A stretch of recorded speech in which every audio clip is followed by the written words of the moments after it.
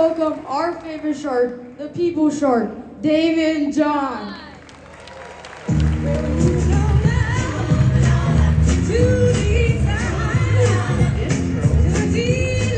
Thank you guys. You did amazing. Thank you for making it fun. Thank you to the family. Thank you. Give it up for People Shark, everybody. Get ready for a fascinating conversation. We have them all to ourselves for the next 40 minutes or so. And your team said you can ask whatever you want. Anything you want. Which for somebody of your caliber is pretty amazing. So I'll take you up on that. Nothing to hide. So your story, Daymond, is so fascinating. And I think we could spend hours here. I think you actually have an Audible series about chapters of your life. But tell us that first moment where you truly think that your journey started. Well, my first, this feels so loud. We can hear you. When my journey started, Yeah. my journey started when I fell in love with what I called at the time, because we're talking about technology, it was a new emerging technology called hip hop. You know, it was coming out of the Bronx, absolutely. It was coming out of the South Bronx, and it was what I would call today a form of TikTok or Snapchat, because we didn't know what was going on in the streets of Miami. They didn't show that in the 6 o'clock news, and they didn't show what was going on in the streets of the Bronx. And through this music, the kids no longer had to harmonize or play an instrument, but they were communicating through this music about their hopes, their dreams, their love, political issues, police violence. And that's exactly when, and hip hop wasn't something you had to listen to, something you could live, walk, talk, and dress. And I realized I love this music around 10 years old, but it wasn't until I was 20 that I realized, wait a minute, I love to dress, I love to listen to it, I can't rap, but I want to get on to all the videos. I want to be a part of it, yeah. And I want to get on to all the video sets. So what I do, I used to make the clothes and then get to the video sets. And when they kicked everybody else off, I used to say, hey, I'm dressing the artist. So then I used to go on there, and then I was able to, you know, hang out with the artists. And that's how it initially started. And then I realized, wait a minute, I can actually make money doing this. And I love that, and I think that's a very important takeaway of this conversation is the fact that you took something that you were passionate about and you figured out how to make a business out of it. That's what I tell kids all the time. Anything that you buy, you can sell, and anything that you do for free, you can get paid for. So you launched Fubu, For Us, By Us. Became big in the 90s, 2000s, where we didn't have, as you mentioned, Snapchat, TikTok, Shopify, none of that. How would you leverage today's technology if you were to launch Fubu today in 2025? Well, today it's nothing new to see a Latino or African American designer make for the community, right? But when we did it, only Kalk and I had done it before us in Cross Colors, right? So today, what would people want? Well, people want today, they want to learn about, they want education, they want entrepreneurship. So today, if I were to launch Fubu again today, and I know retail is dying, what I would have is one male and one female representative in each college and each high school. And they would I probably worked at one of the financial institutions, they would probably get $500 worth of Fubu for $250, and they would be able to sell it.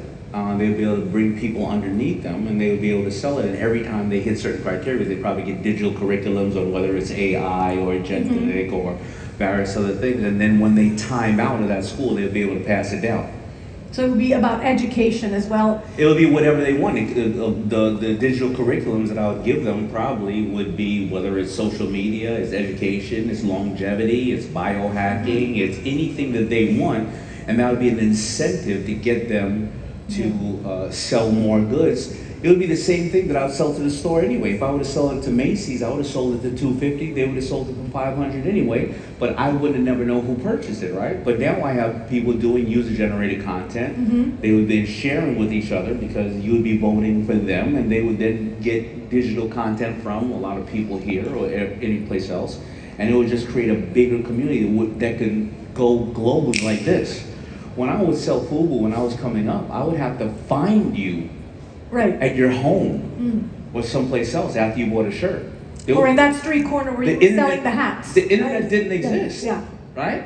My data and my feedback was when people came out of the Apollo Theater drunk at midnight from watching a show, and I'm trying to sell them clothing. They would tell me what they thought about my clothes and my mother. right? They wouldn't. That was my feedback back then. Cell phones didn't exist. Yeah. So I hope you took notes because that's a brilliant business idea. And what was key about the success of Fubu were also the partnerships that you were able to forge. I mean, you had your business partners living in your house at one point. You know, the first floor of your mom's house became kind of this incubator for Fubu.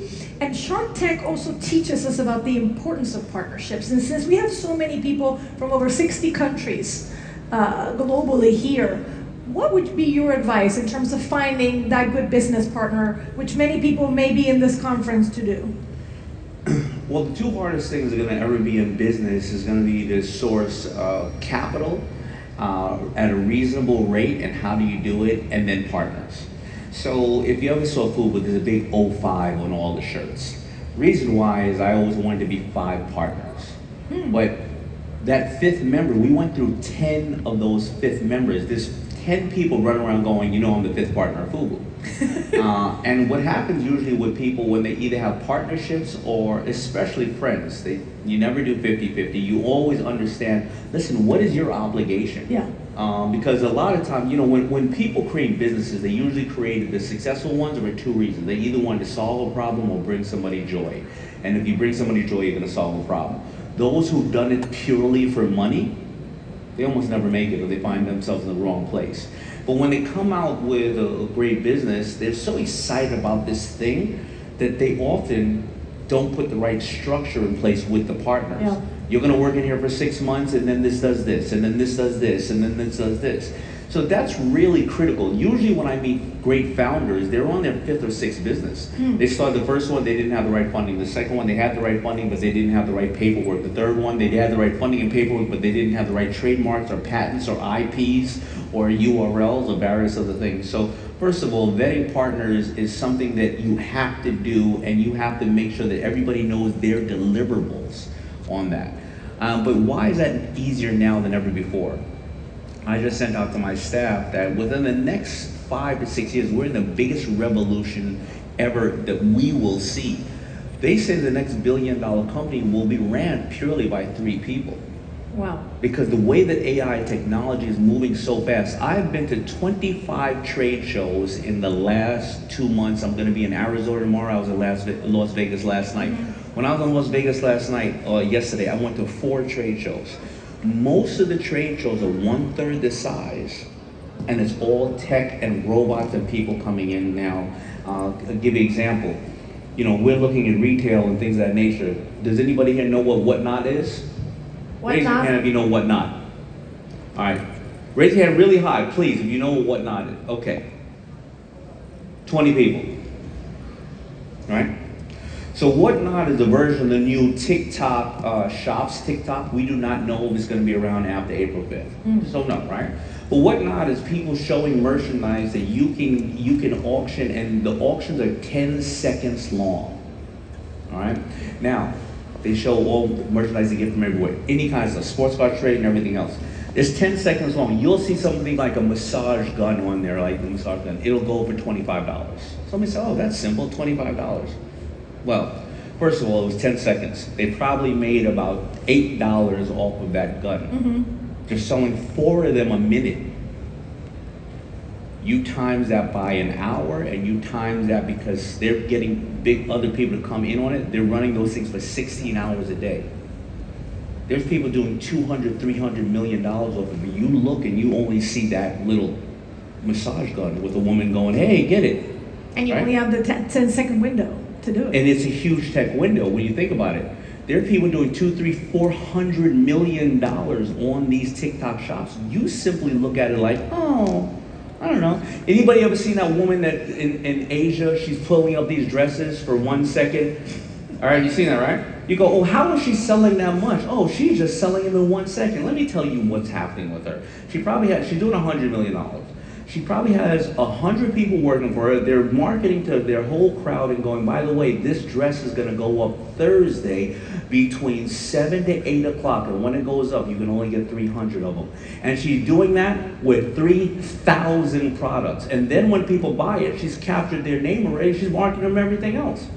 This is where the world is going. When I went to these trade shows, they're 1/3 the size. None of the big brands, the big people are in there, but they're allowing these people to come in and sell the way I'm talking about right now. It's right in front of our noses. So when we talk about OPM has to be other people's mind power, manpower, manufacturing, marketing, mistakes, and of course mentorship.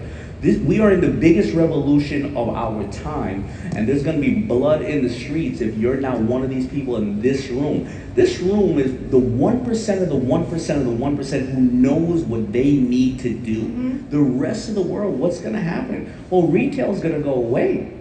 Where are these people going to work? Government's not going to catch up quick enough to make sure these people have a job. They're all going to be working for the people in this room right now. And if you're not motivated after what you just heard, you need one more cafecito. At the same time, it sounds very grassroots. And you're a person, Arizona, Vegas, you're here in Miami, the People's Shark. So tell us about, in terms of these business partnerships and the new ideas that are coming about, the value of this word that has become controversial, the value of diversity, the value of a diverse room like this. Well, diversity is always, they say that it's going to be, it creates 13% more revenue in a company just purely because you get innovation.